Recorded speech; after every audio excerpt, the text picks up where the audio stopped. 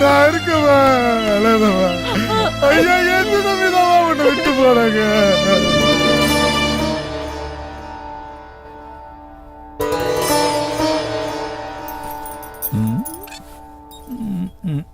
மாமா மனசே சரியில்லை மாமா. என்ன மாமா இப்படி ஆயிடுச்சு? இப்படி ஆகி போச்ச மாமா. ஒன்னு இழந்தாதாங்க இன்னொன்னு கிடைக்கும். உங்க சொத்தெல்லாம் உங்களுக்கு கிடைச்சதா இல்லையா? மாமன் என்னைக்குமே உங்க நல்லதுக்கு தானே எல்லாம் செய்வேன். ஒரு வேலைக்காரன் ஜமீன் பொண்ணு மேல ஆசைப்பட்டு ஜமீனையே கொன்னுட்டான்னு ஒரையே நம்ப வச்சுட்டோமா இல்லையா? உங்க அப்ப சொத்தை எல்லாத்தையும் ஊர் மக்களுக்கு தானமா வழங்கிட்டான்.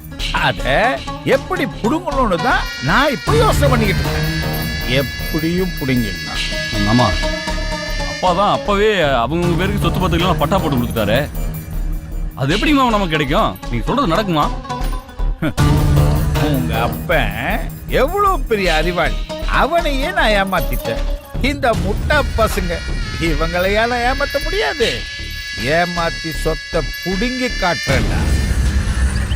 எங்க ரொம்ப பசிக்குதுங்க.